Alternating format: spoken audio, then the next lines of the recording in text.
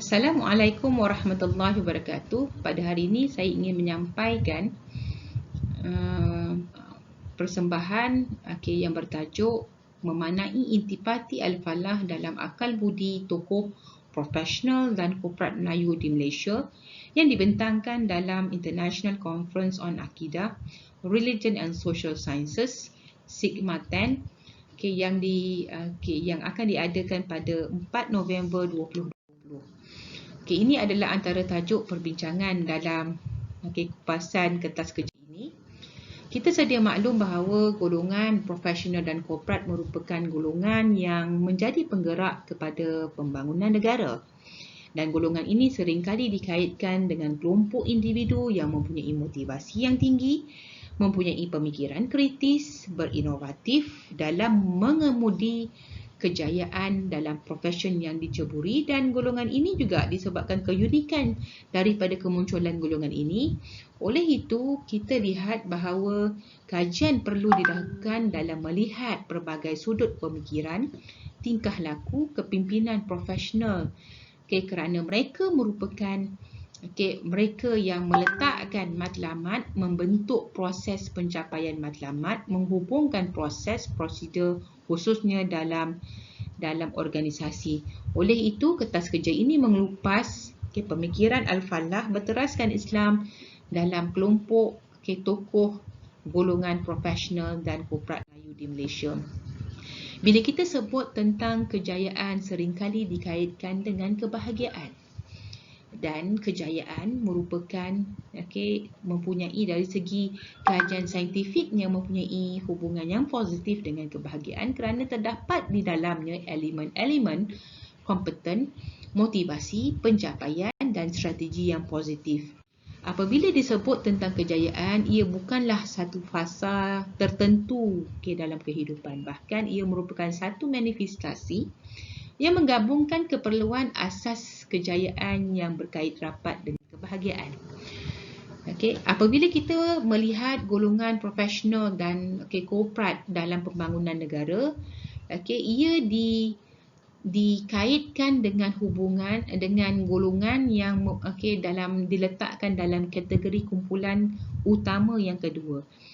Yang di mana mereka ni terlibat dalam peningkatan ilmu pengetahuan, mengaplikasikan teori dan aplikasi saintifik, mengajar perkara tentang dengan menggunakan cara yang sistematik ataupun terlibat dalam mana-mana gabungan tiga aktiviti. Dan golongan korporat ini dirujuk sebagai golongan yang menceburakan diri dalam kegiatan perniagaan, perusahaan dan keusahawanan. Dan apabila disebut tentang profesional, golongan profesional, mereka dimasukkan dalam kategori kelas pengkelasan pekerjaan Malaysia berdasarkan kepada MASCO 2013, iaitu Malaysian Standard Classification of Occupation. Banyak kajian tentang Al-Falah telah dilakukan dalam pelbagai bidang, khususnya dalam bidang pendidikan, dalam bidang ekonomi, khususnya dalam bidang kepimpinan, keusahawanan, politik, dan juga dalam pembangunan peribadi. Namun kita dapati bahawa ada beberapa aspek dalam memenuhi intipati ataupun kupasan Al-Falah perlulah dilihat dari perspektif apa yang telah dijelaskan dalam Al-Quran dalam 40 ayat Quran. Dan oleh itu kalau kita lihat dari segi bahasanya, Al-Falah bermaksud al-baqa. Bila disebut tentang hayya 'alal falah, seruan kepada azan, marilah menuju kejayaan. Dan dari kupasan ahli bahasa Arab, contohnya Dinuri, beliau menyebut tentang al-falah itu dalam erti kata al-baqa fil jannah al-khulud, iaitu membawa maksud kekal berada di syurga selama-lamanya. Dan ia juga dikaitkan dengan al-baqa fil khair, iaitu kekal dalam kebaikan selama-lamanya apabila melakukan kebaikan. Oleh itu dapat disimpulkan bahawa al-falah adalah suatu yang dicapai Okey, dan sifat kejayaan ini adalah kekal sehingga membawa kepada pencapaian di syurga yang kekal abadi. Okey, apabila disebut tentang Al-Falah dalam Al-Quran telah dijelaskan dalam 40 ayat Al-Quran tentang maksud Al-Muflihun, iaitu orang yang berjaya. Dikategorikan sebagai dalam surah Al-Mu'minun dikategorikan sebagai orang yang khusyuk dalam solatnya, meninggalkan perkara-perkara yang sia-sia dan maksiat, melakukan ibadah seperti zakat, menjaga amanah khalifah Allah di muka bumi, menyempurnakan sumpah dan menunaikan hak serta tanggungjawab serta menjaga solat sehingga menjaga waktu pada waktunya. Dan dari konsepsi akal budi Melayu, ia dapat digambarkan sebagai satu bentuk pemikiran, tingkah laku dan sikap manusia yang disokong oleh kebijaksanaan, kebaikan dan keindahan. Dan oleh itu, kita boleh katakan akal budi Melayu itu merangkumi apa saja dalam bentuk pemikiran, sikap dan tingkah laku yang merupakan refleksi daripada keindahan mencerminkan identiti masyarakat Melayu itu sendiri. Ini dapat dipamerkan melalui karya sastra seperti pantun yang telah dinukilkan di sini oleh Tenas Fernandi, di mana beliau melihat bahawa akal budi Melayu ini disulami dengan teras nilai-nilai Islam. Banyaklah rajut bertali muka, bunga bercanggah. Banyaklah sujud perkara sujud sejati kepada Allah. Kalau merenda supaya indah, tekad tenun beri berjambul. Kalau meminta kepada Allah, lambat laun pasti terkabul. Betapa cantiknya kata-kata ini yang disulami, yang menggambarkan akal budi Melayu berteraskan kepada nilai-nilai Islam. Metodologi yang dijalankan dalam kajian ini adalah dengan menggunakan pendekatan teori grounded.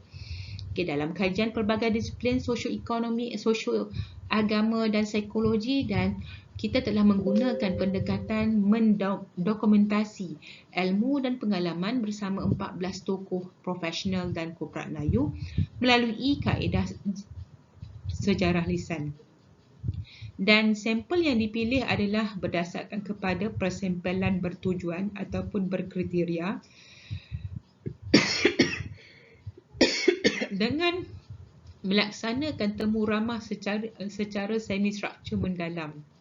Di mana temu ramah ini telah direkodkan, ditranskripkan, dianalisis melalui analisis kandungan secara deskriptif dan tematik. Dan 6 langkah analisis tematik yang digunakan oleh Brown dan Clark juga telah menjadi landasan kepada kajian ini.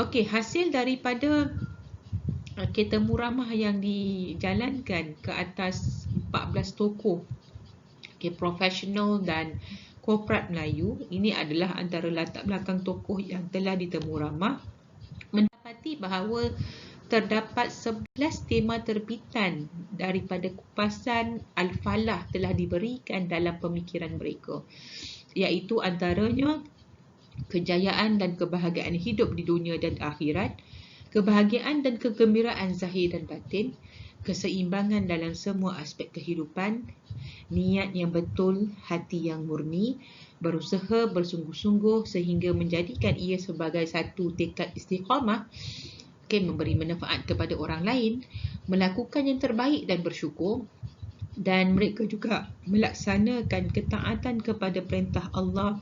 Dan antara syarat yang diperlukan menepati maksud Al-Falah ialah kerja berpasukan, bersangka baik dan mendapat redha Allah. Dan mereka juga mengatakan bahawa untuk mencapai Al-Falah pasti akan mengharungi dugaan hidup.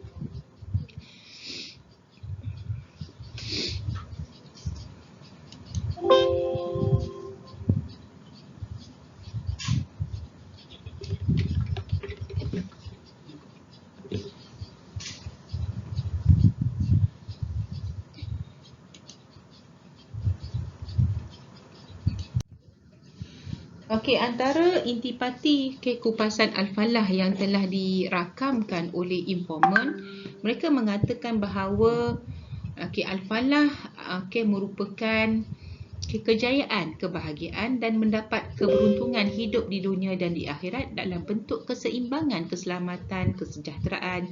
Begitu juga dengan faedah kehidupan di kedua-dua alam, mendapat redha Allah dan menghindarkan diri daripada azab api neraka yang akhirnya seseorang akan dimasukkan ke syurga.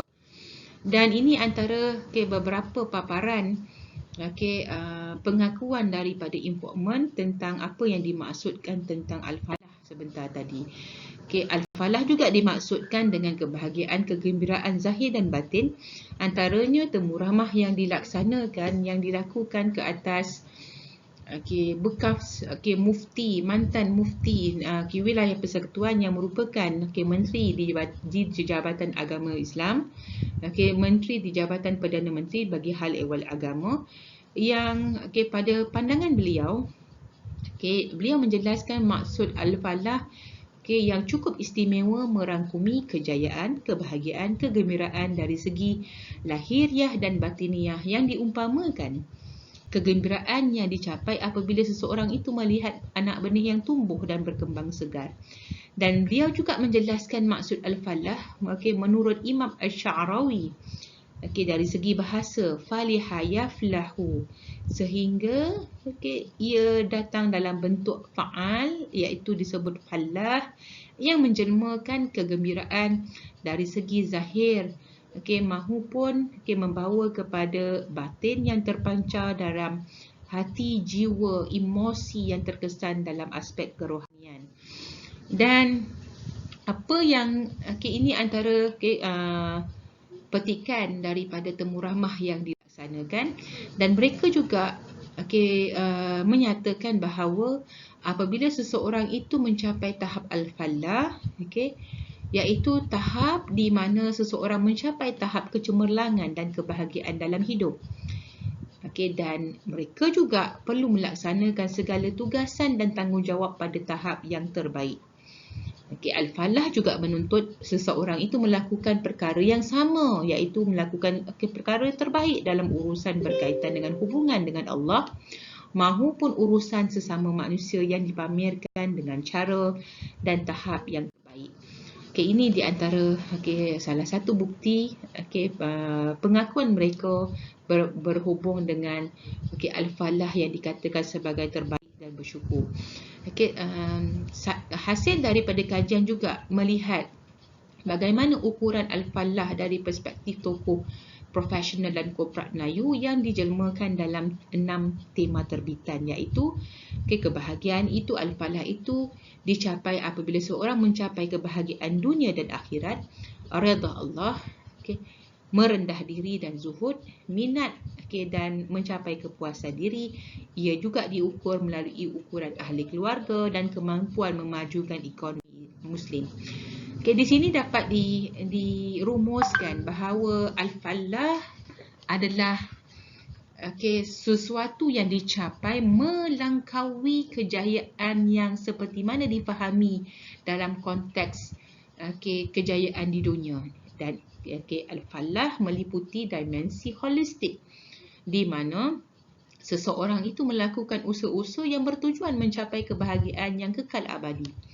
Dan di samping mencapai keredaan Allah Subhanahu wa taala.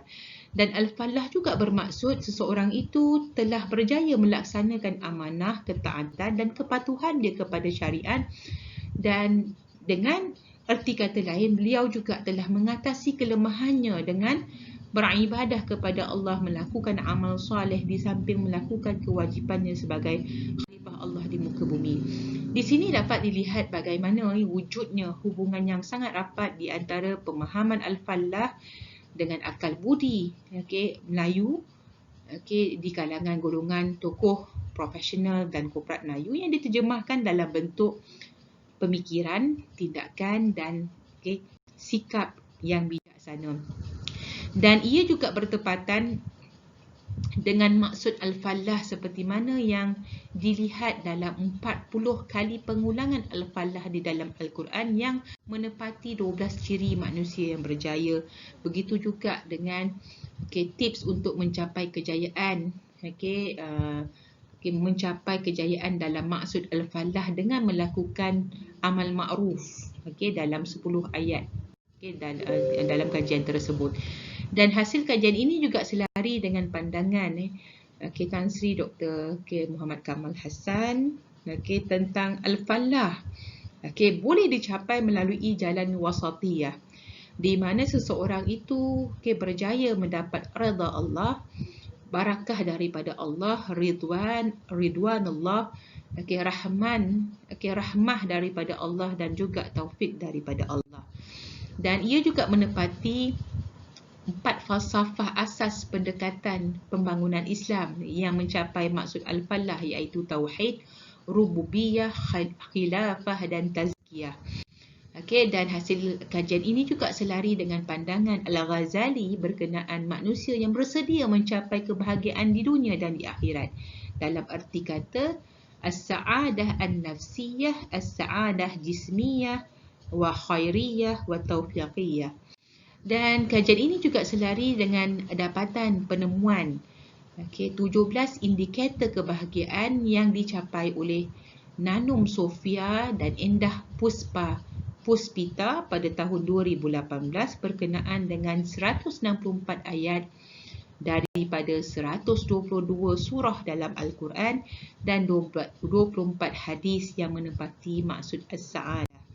Dan implikasi daripada kajian ini juga kita dapat lihat, ia bukan sahaja menepati kajian-kajian Al-Falah yang dilakukan dalam konteks perspektif Islam maupun dalam konteks perspektif Barat, di mana Albert Bandura telah mengeluarkan teori kognitif sosial yang boleh juga diintegrasikan dalam model kecemerlangan motivasi Islam ini. Dan kita dapati bahawa hasil kajian ini boleh digunakan sebagai model kecemerlangan berdasarkan pendekatan psikospiritual dan keagamaan Islam yang diterapkan dalam akal budi, peradaban dan budaya Melayu. Akhir kata, kita tahu bahawa matlamat utama kehidupan seorang Muslim adalah untuk mencapai kejayaan dan kebahagiaan dalam erti kata Al-Falah, dan kejayaan mutlak hanya boleh dicapai apabila seseorang mendapat redha Allah. Dan kajian ini mengutarakan bagaimana model kecemerlangan pemikiran Al-Falah ini dapat digambarkan melalui pemikiran Islam. Dampak daripadanya menjadi teras kepada akal budi masyarakat Melayu kontemporari. Dan model kecemerlangan Al-Falah ini ataupun the excellent model Al-Falah dalam pemikiran golongan ini juga boleh menjadi satu landasan yang sangat baik, memberi satu motivasi yang cukup tinggi dalam pembinaan modul kecemerlangan, khususnya dalam pelbagai peringkat lapisan masyarakat Islam. Dan penekanan dalam aspek psikospiritual, religiosity dan motivasi Islam tidak hanya boleh ditindikkan secara bersama dengan elemen pendidikan, kepimpinan, psikologi, sosial, komunikasi, ekonomi dan politik yang akhirnya boleh melahirkan generasi Muslim yang holistik dan berkarisma, khususnya dalam konteks kemajuan masa depan. Sekian dulu daripada saya. Wabillahi taufiq wal hidayah. Assalamualaikum warahmatullahi wabarakatuh.